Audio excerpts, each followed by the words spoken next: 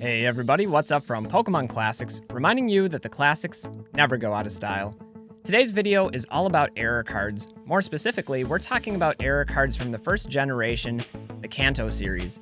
Now you guys could call this a definitive guide to error cards, but really it's probably going to be a little bit less than that. I'm sure there's going to be some cards that I miss, so I'm counting on you to let me know down in the comments below what other cards need to be added to this guide. It's my hope that this is a helpful resource to all the new collectors out there. Flipping through their binders, maybe you'll strike unexpected gold as you're going through those pages. Otherwise, for those of you that have been in the hobby for a while like myself, there's some really interesting cards here with some really interesting history and backstory. Anyway, let's roll into our first error card. The first card on this list is the IV Pikachu from the promo set. Now this card was actually released in first edition Jungle Packs, and for the longest time it was debated whether or not this card was a legitimate error card, or if it was actually the first secret rare released by Wizards of the Coast. New evidence provided by TCA Gaming, who had a prototype pack of the original Jungle artwork, seems to suggest that this Pikachu was released as a calculated effort as a chase card, which is massively exciting. I actually did a full video on this card, and I'll leave a link for it down below if you guys are interested in the history surrounding this card. Anyway, the error for this card comes in with it being the original promo artwork rather than the Jungle artwork, and this version has the promo stamp, but also a first edition stamp, making it unique to both the Jungle set as well as the promo set. Personally, I find this to be a fascinating error card or secret rare card, and it's one of my personal favorites. Taking a look at the population report, this is an extremely low population card with only 9 PSA 10s, 79 PSA 9s, and even that's not a whole lot. Taken with the historical significance, I think this card is a home run personally. It's a Pikachu card, it's the first promo card in the promo set, and it's perhaps the first secret rare ever to exist. So all of those factors together push this at a pretty heavy price point. Now PSA copy is currently running between $500 and $700, which I feel like is a little bit low, given how few are actually out there in circulation. Having said that, a PSA 9 is commanding a pretty hefty premium of $1,500 to $2,500, and I think that's up substantially from where this card has been in the past. And again, just giving its historical significance and what we're learning about this card, it's one that I'm really enthusiastic about. I love this card. Another stamp-related promo error is the WB stamped cards issued with Pokemon the First Movie. Now there are actually 4 different cards in this set. There's a Pikachu, an Electabuzz, a Mewtwo, and the Dragonite pictured here. And one of the interesting things about this card is a select number were released with the stamp actually being inverted on the bottom side of the card rather than the top right corner where it's meant to be. Now these cards are incredibly difficult to find, especially in mint or near mint condition. I know I've been searching for them for a number of years, and the few times they do come up, they command a pretty hefty premium. Now, as I mentioned earlier, this actually affected all 4 cards released with Pokemon the First Movie, and to the best of my knowledge, there's no official population report that's ever been compiled for any of these 4 cards. Having said that, finding them is incredibly difficult, and they command a hefty premium. The only sale that I could find recently was an Electabuzz graded a CGC 8, which sold for $800 on eBay. And it's recently come to my attention from a post by Charlie Herlocker on his Instagram page that he had acquired a no stamp set of all 4 of these cards, and I didn't even know those existed without the stamps. So, really cool error cards, and given their historical significance as some of the earliest promos released by Wizards of the Coast, I think these are some really cool cards, and I hope to one day add them to my collection. Finally, wrapping up our error cards from the Black Star promo set is the Dark Persian. Now, Dark Persian was originally distributed with Nintendo Power Magazine in 2000. You'd receive it as a little pre-sealed insert. However, some were distributed without the 60 HP at the top of the card. Now, these were originally recalled, but some still made it to circulation, making this a fairly hard to find error card, but one that's still readily accessible on the secondary market. I'm not sure how accurate the population report is for this card, or when PSA actually gave it an official designation. However, currently on PSA, there are 187 copies that are currently being tracked. with only one PSA 10, 65 PSA 9s, and 67 PSA 8s. As far as sales, there's really only a few sales to base this off of, but in terms of PSA 9 copies, the range was generally about $600 to $1,000 in PSA 9. For the PSA 8s, a little bit less at about $500 to $700. Not as desirable as a couple of the cards mentioned earlier, however, still a really notable error card. Next, let's make our way over to base set, where the vast majority of early error cards for Wizards of the Coast can be found. First, let's start with one of the most common and well-known error cards of base set, and that's the Red Cheeks Pikachu. Now, Red Cheeks Pikachu was originally released in both the first edition and Shadowless versions of base set. And really, there's two different variants of Pikachu there. There's a Yellow Cheeks version, which is commonly regarded as the corrected version, and then the Red Cheeks version, which is commonly regarded as the error version. Now, it's true that the Red Cheeks is commonly a little bit more difficult to find and grade than the Yellow Cheeks version, but given the fact that Pikachu is the franchise Pokemon of the Pokemon franchise, it's going to command a bit more of a premium, despite this error being one that's a bit more commonly found. As you can see, the population for Red Cheeks Shadowless Pikachu is pretty substantial. It's not an exceptionally rare card being just a common in the set, nor is it particularly hard to grade. Having said that, a PSA 9 will still command about $150, whereas a PSA 10 copy is getting about $500 in the current market. The first edition card does substantially better, though we're seeing that card retracing significantly. They are smaller in population, but still readily available, with a PSA 9 currently going for about $800 and a PSA 10 commanding about $3,000 to $4,000, which is down substantially from its all-time highs of $15,000. Now, for me personally, I think this price makes a little more sense, given the high population of the Red Cheeks Pikachu card. Now, just as an added note, the E3 variant of Pikachu also features both the Red Cheeks and the Yellow Cheeks variants. Now, the Red Cheeks one was issued at the E3 convention back in 1998, prior to the official release of the Pokemon trading card game, and it is significantly more valuable than the Yellow Cheeks version, which was issued in the Nintendo Power magazine. Now, the population and price for the Red Cheeks Pikachu is something that I've been keeping an eye on. Currently, there are only 199 in the population report, and although it is a pretty easy grade with 58 PSA 10s and 56 PSA 9s, there aren't a whole lot of them out there with under 200. And to me personally, this is one of my favorite cards, given its history as being one of the very first English cards released, and its low population. I think it may be a bit undervalued right now. PSA 9 copies are selling for about $1,000, and then there were only 3 sales of PSA 10 copies that ranged from about $5,000 up to $25,000 in 2021. Now, I don't know the legitimacy of those sales. The $25,000 sale seems like a major outlier to me, but this is something I'm keeping an eye on. I find this card fascinating. Now, as long as we're talking about Pikachu, we might as well address the Ghost Stamp error version of Pikachu as well. This card was found exclusively in the Shadowless Zap deck, and it features a partial first edition stamp where a lot of the ink is missing, making it almost a ghost between Shadowless and first edition. It's a pretty cool card, and considering there's a lot of Pikachu collectors out there, and it is the franchise Pokemon, it is fairly rare and sought after. Like some of the other error cards on this list, it wasn't always designated or recognized by grading services like PSA, so I'm hesitant to report this as an official population because it's likely undercounted. However, currently on PSA, they recognize 47 copies of the Ghost Stamp Pikachu, and I believe there was a PSA 9 copy that sold for $2,955 in August of 2021, and then some of the PSA 8 copies in the past have been going for about $600 to $800. So it really is a must for any error collector or Pikachu collector.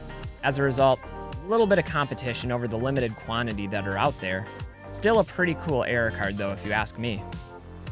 Next up on this list is one of my personal favorites, and that's the No Damage Ninetales card. Now, this card came from Shadowless base set, and more specifically, it came exclusively in the Brushfire theme decks. Now, that's not to say it was in every Shadowless theme deck, because it wasn't. It was in a very select few. These cards are extremely difficult to find, and even harder to find in good condition. Even the decks that exist that are still sealed leave glue stains behind on the holographic cards, so even if you can find it, it's probably going to be damaged. Having said that, you can probably determine what the error is on this card, and it's pretty substantial. Rather than having a Fire Blast attack do 80 damage like what it's supposed to do, this card was printed without the damage entirely, which I'm sure was disappointing for a lot of kids opening their box and getting ready to play the game. Having said that, it's pretty exciting for the rest of us that consider ourselves collectors. As far as the population report, this is almost certainly another situation where the population is massively undercounted. That's because for this card, most have been just designated as Shadowless rather than being designated as an error or a misprint card.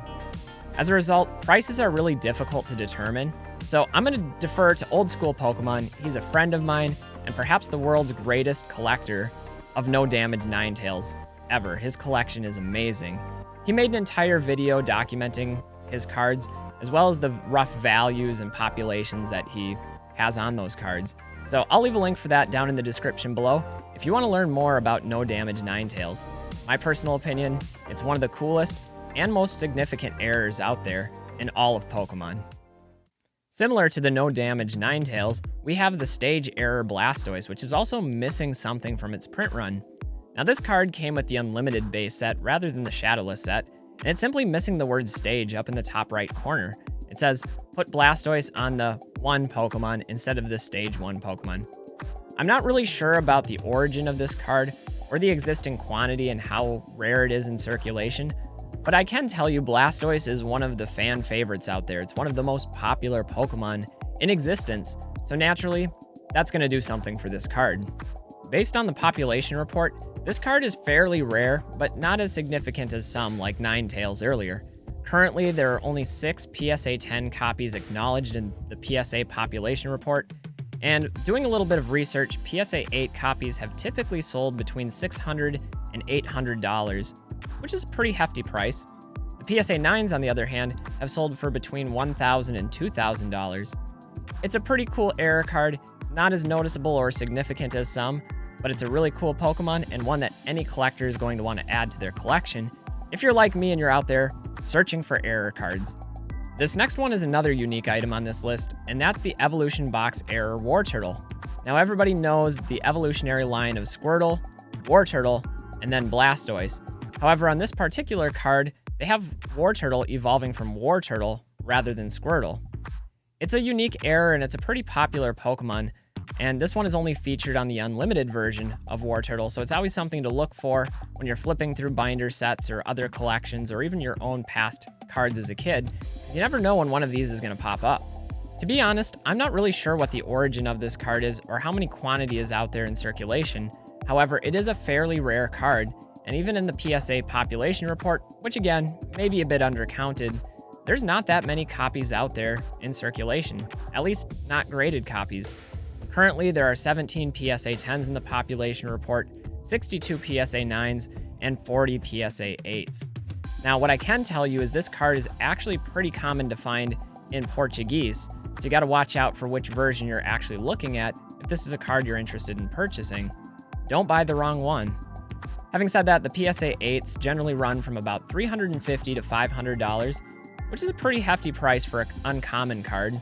And then the PSA 9 versions go for about $800 to $1,200. This is a card that I still need in my set. I happen to be one of the people holding one of the 5 copies graded as a PSA 5, and that one I've had for a long time, so maybe looking to upgrade here sometime in the future.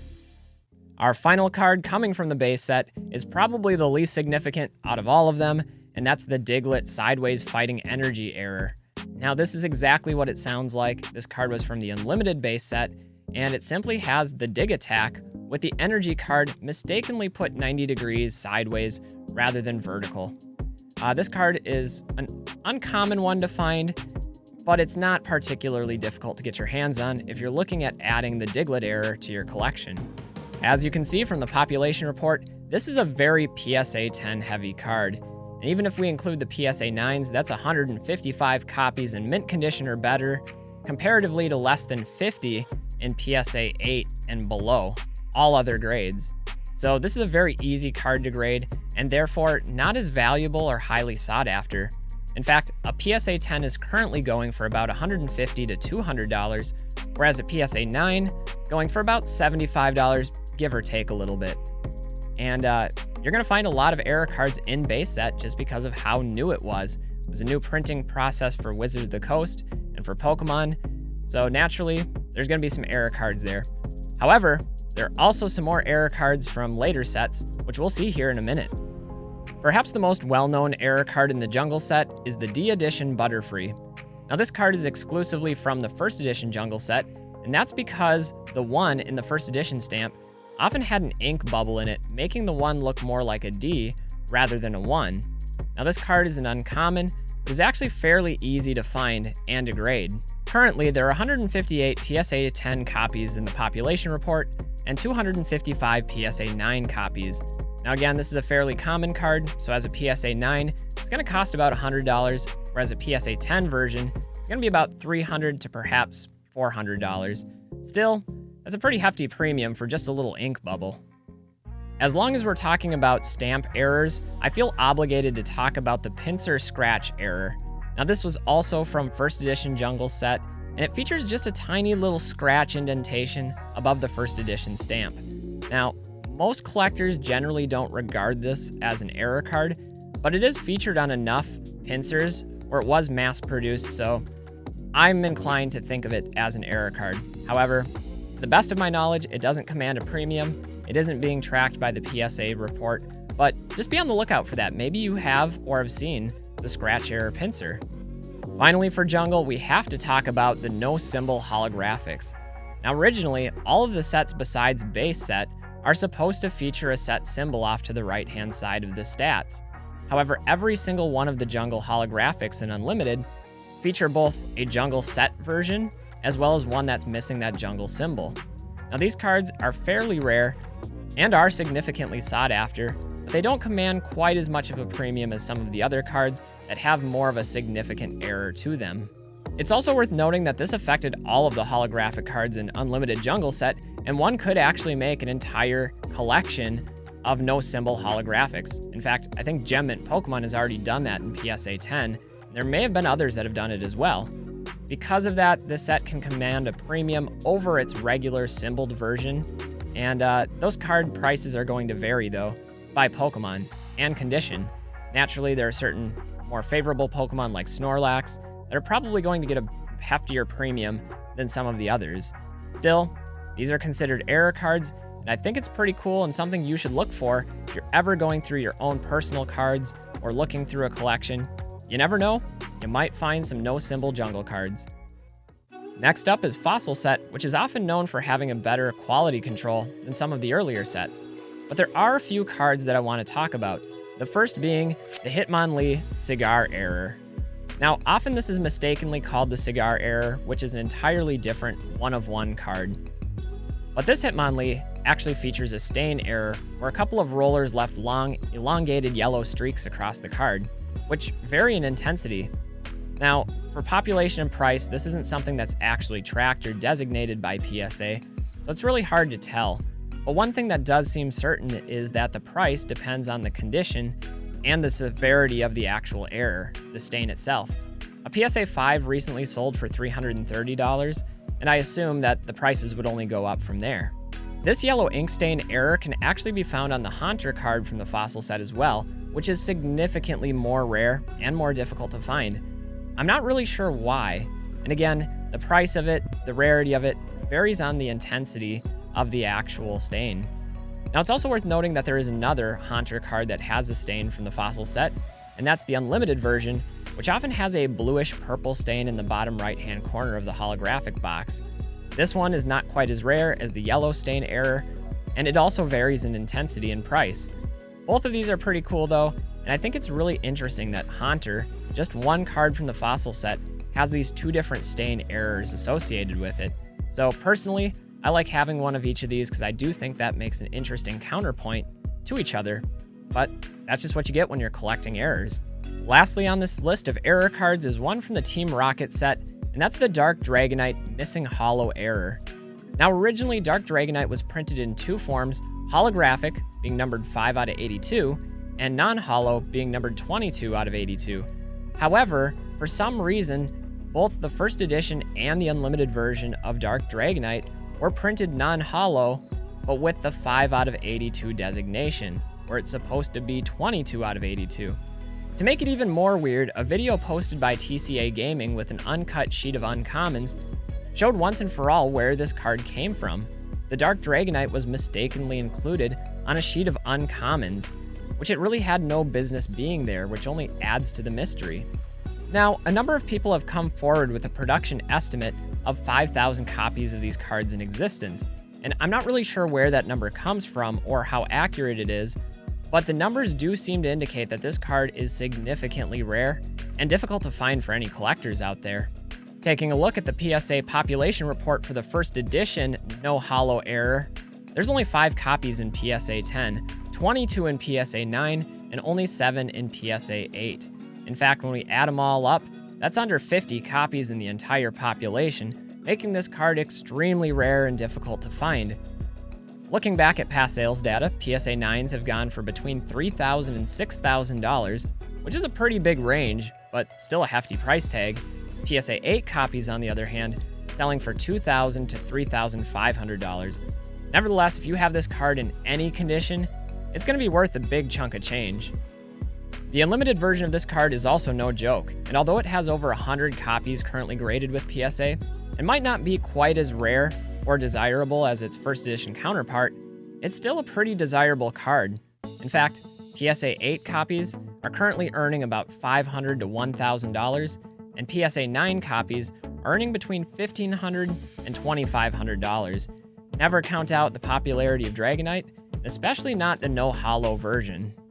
Anyway guys, I hope you learned something from this definitive or not so definitive guide to error cards. If I missed anything, which I'm sure I did, let me know down in the comments below because I'm always looking to learn. And even though I've done this for a really long time, that's the beauty of the hobby, is that we're always able to learn from each other. Also, don't forget to check your binders, your collections. If you have any of these cards, you might be sitting on a proverbial gold mine. It's always great bringing history to light, and that's one of the things I love most about collecting error cards, is every single one of them tells a story. Anyway guys, I'm Pokemon Classics. That's going to do it for this video. Don't forget to let me know down in the comments below which error card is your own personal favorite. And till next time, remember, the classics never go out of style. Stay safe, everybody. Live well. We'll see you with the next video. Bye, everybody.